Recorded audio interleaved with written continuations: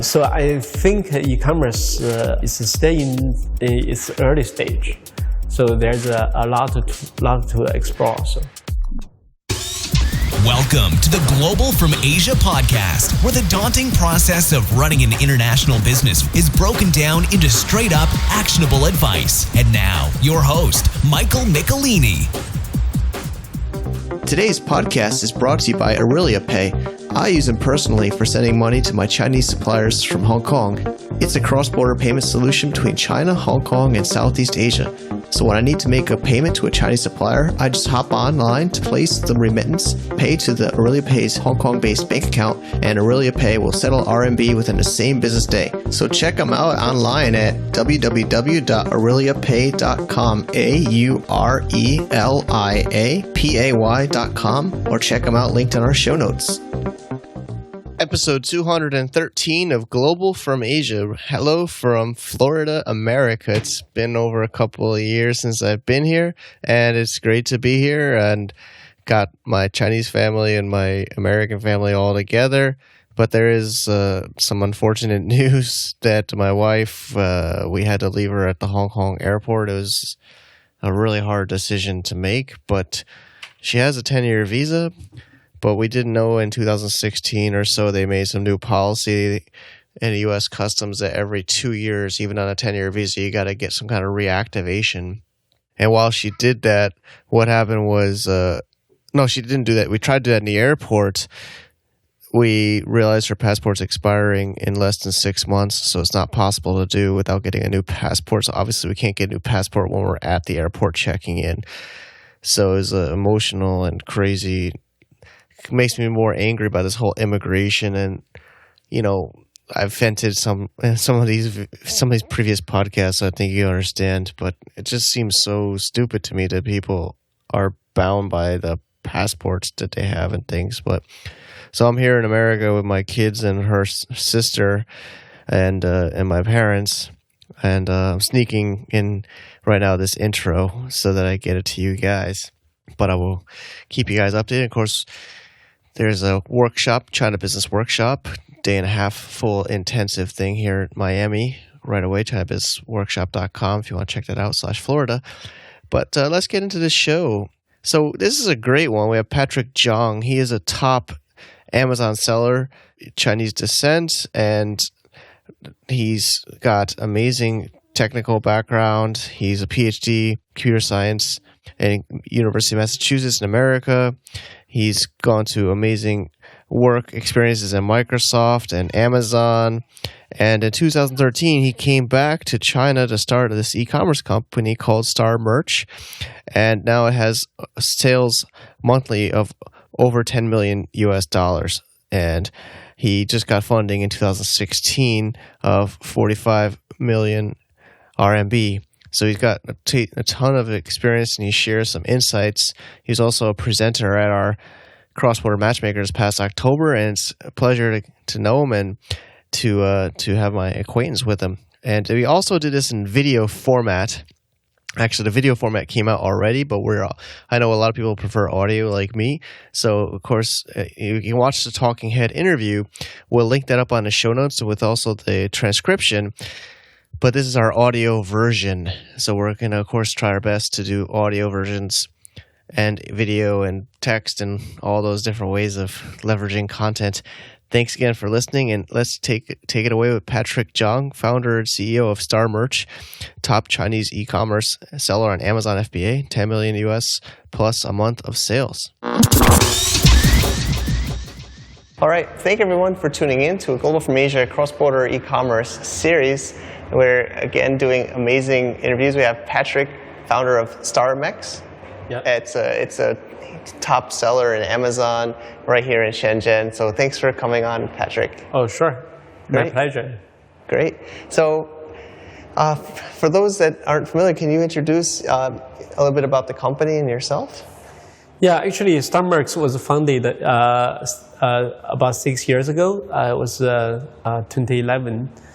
So at the time, I was staying in the States, and I decided to come back to Shenzhen and start this e-commerce business. So that's how it was founded. Yeah. Great. Yep. And so you were educated. You went to college in the U.S. and also worked there for a while. Yeah. Actually, I went to college in China, and after I also went to graduate school in China. So, you did? Okay. After I finished my master degree, I went to the States for PhD. Nice. So I got a PhD in computer science, and then I went to Microsoft. Okay. Worked at Bing Search, and also about 2 years later, I went to Amazon. So I was working at a catalog team. Catalog quality team, yeah. Okay. So at Amazon, I realized how e-commerce, how fast e-commerce developed. So then I decided it's time for me to start this business. Sure. That's great. And so while you were inside Amazon, and so you're in big data. You seem like, from what I understand, into data science or Right. So it's pretty interesting. I mean, AI is a pretty hot word like these days. And when I was doing my PhD, actually my specialization was artificial intelligence. Yeah. But at the time, of course, AI was not as hot as today. I was studying, specializing in big data and also the machine learning and artificial intelligence. So when I was working at Bing Search, we were working on some ranking team. So the main focus of the team was to improve the search algorithm. So essentially, that's using the machine learning algorithm to help search engine to do better jobs. So when I switched to Amazon, the main task for the team was to help customer to better navigate the website to find the products that they need. Okay. So essentially, that's also using big data. Definitely. Yep. Which is, I think we talk a lot, of course, about e-commerce here, and data is probably the number one thing to succeed, you would say. That just seems like a really big advantage to have knowledge of the data and how to understand the trends. Yeah, that's right. Right. So then your experience at Microsoft with Bing, and then in the catalog department at Amazon, you're able to use that. And then, so you immediately started. Did you start in America, or did you start when you moved back here? This is, I guess, another like a garage startup like story. So before I came back to Shenzhen, I did try a few months. I started in my garage. Nice. So we imported products from China and store in my garage, and then sell at Amazon and eBay. So that's how I started. Yep. But obviously, later on, garage is not big enough, and also it's not easy to scale up like in the States. Yeah. It's pretty expensive to hire people, right? It's true. So then I have this conversation with my wife. So we figured this is time to really move back to China and to continue the Great. So then you chose Shenzhen because of what was the thinking behind Shenzhen? That's a very good question. Actually, before I came back to China in 2011, so I never been Shenzhen before. Oh, okay. So this is kind of like new city. This was a new city to me at the time. So because I was educated in other parts of the China. So but when I came to China, I feel like Shenzhen is really the city that most resemble the States. I mean, most people in Shenzhen, they come from everywhere in China. Parts, right? exactly. So the city is pretty young, and the people here are very young, and they are very energetic. So I really like this city. So, it's true. I feel like I fall in love with this city. So, That's great. That's great. So then, did you bootstrap, or did you have savings, or how did you finance the business? Right. So we kind of started with the bootstrapping. So later on last year, we did the first round of financing. So, yeah. But then for the first 5 years, you were doing it on your own, which is great. I mean, that's always the dream, to be able to, because investment everybody always thinks it sounds great, but there's obviously rules and other requirements for raising the money. Right. So, but it's it's actually pretty interesting, because when I just came back, so we have like one team working on e-commerce, and we have another team actually working on like development, like for app, like iPhone app. So we kind of like feel like we want to do something like in the high tech like side, right? So not just the e-commerce side. But over the years, like we just realized how fast like e-commerce like develops. But for high tech, it's more risky. Compared to e-commerce. It's true. I mean, which goes into my next topic. How do you've been scaling so well. You're doing really well with your team. How do you choose the next product or the expansion of your business as you grow? Right.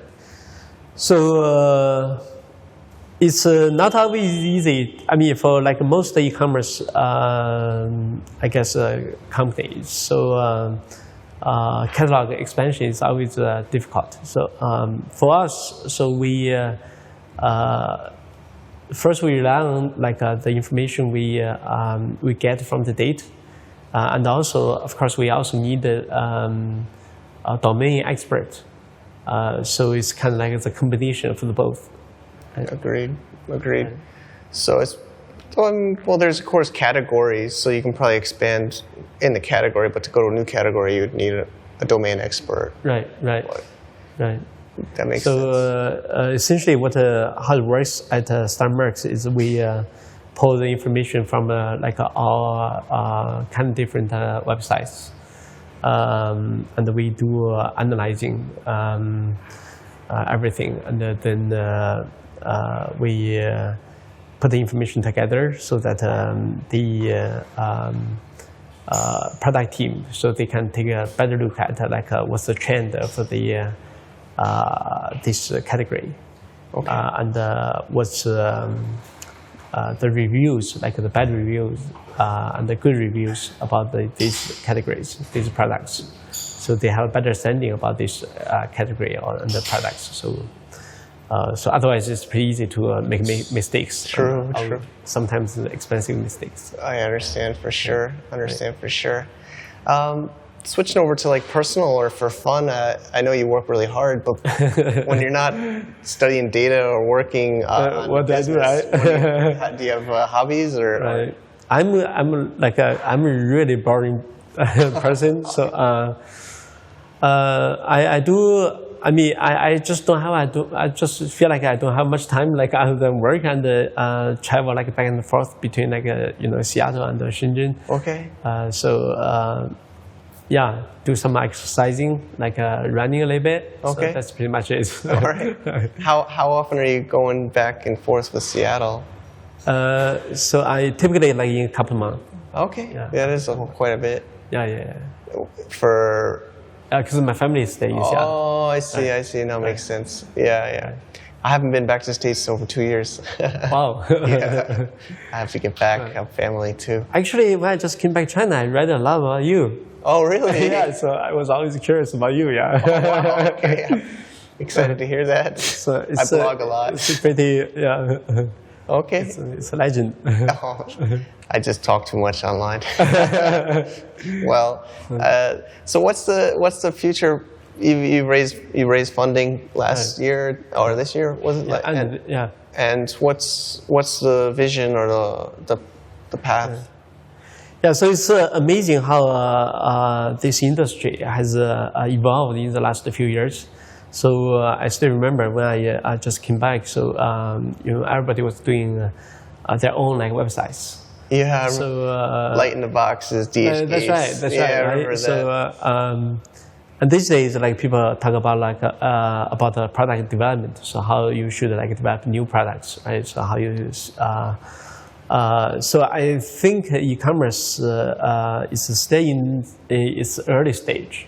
So there's a lot to explore. So for us, I think we are working pretty hard to catch up. Yeah. So in terms of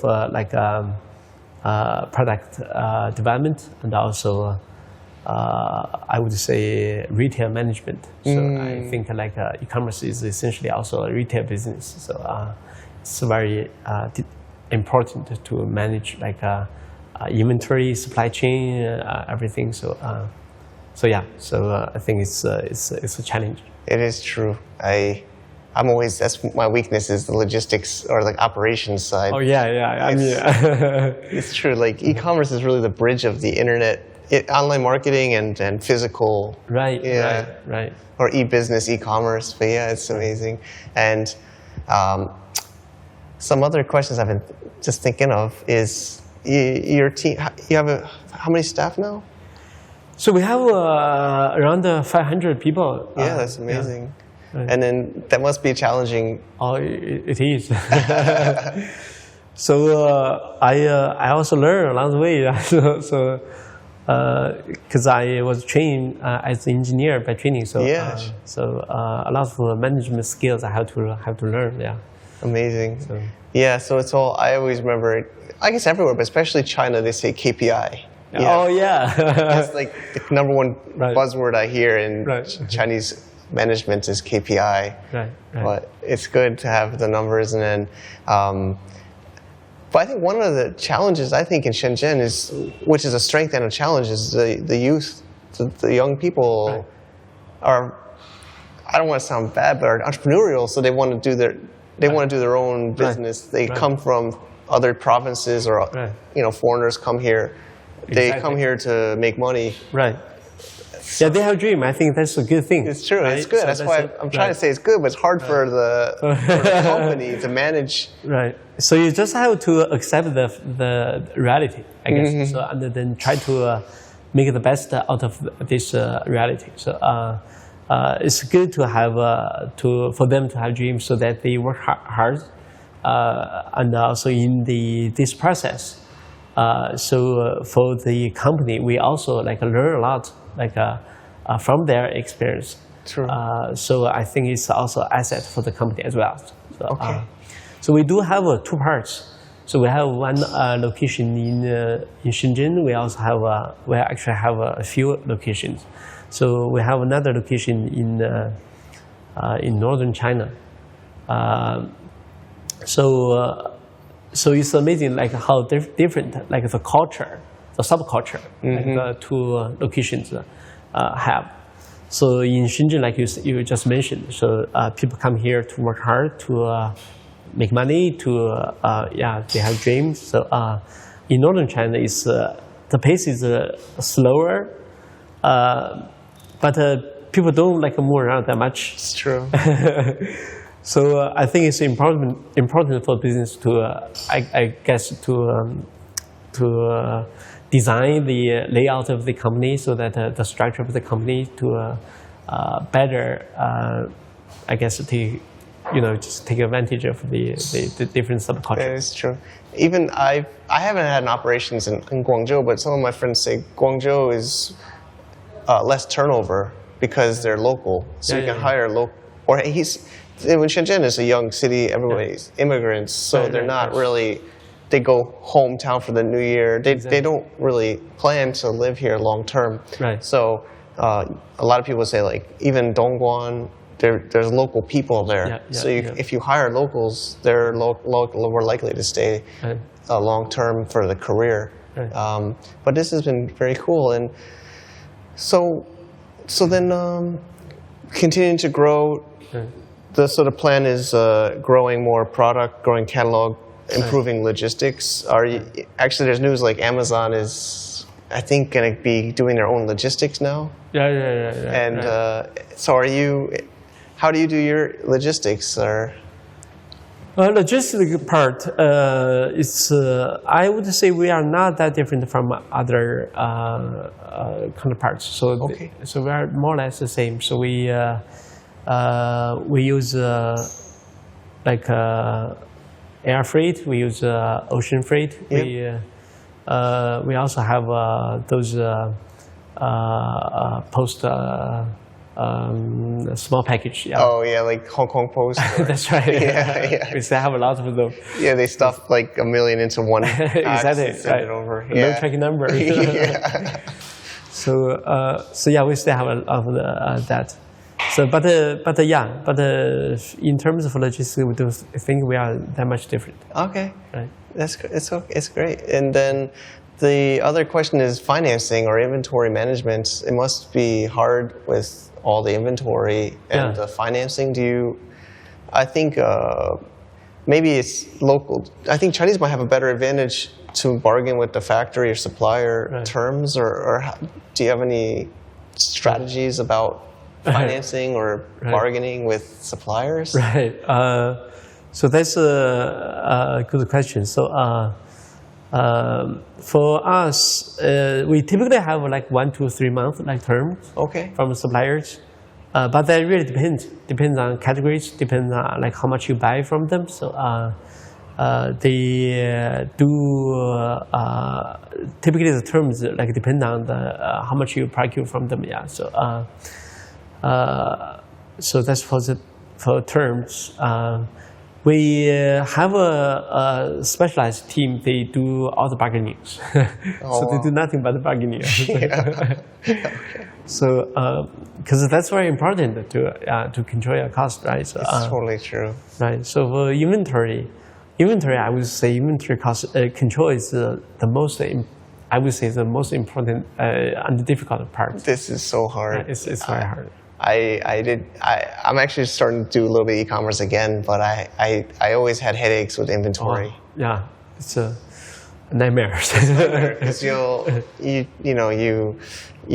think it sounds easy. The first order is easier. You have like 100, 1,000 expert of like 20 different SKUs, but then one sells out, then you're like balancing inventories. That's right.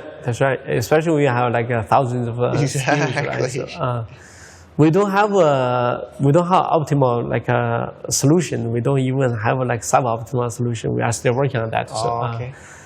We do rely on like a system like heavily like to try to use a system to solve that problem. But we are still like still trying.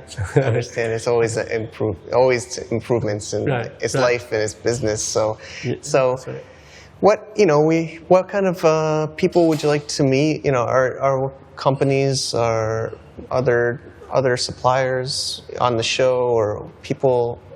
Oh yeah. So I think this is a great event. So I see a lot of like big names. We're gonna have some great people there. I'm very excited. So I think there are some suppliers that I would like to meet, and also some I think there are some big sellers from the States. Yeah, we have some coming to have some conversation with Awesome. So people can exchange like ideas. It's going to be amazing to make some really bridging these different cultures and people. So how can people find more about your company online, or find more about you online? Is there...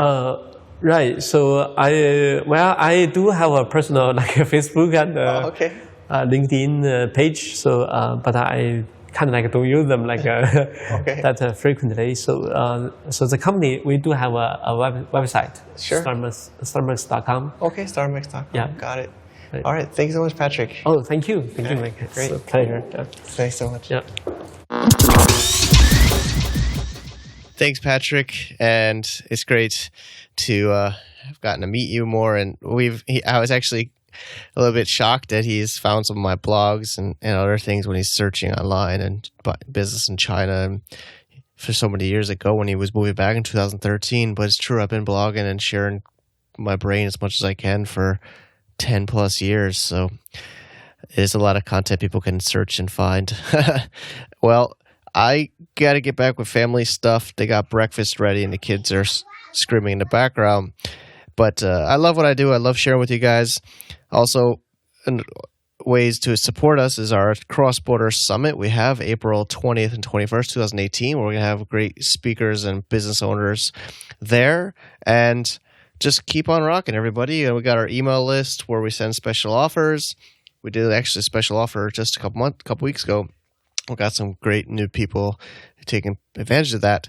Anyway, you can get that at globalfromasia.com/subscribe. Take care, everybody. Peace. To get more info about running an international business, please visit our website at www.globalfromasia.com. That's www.globalfromasia.com. Also, be sure to subscribe to our iTunes feed. Thanks for tuning in.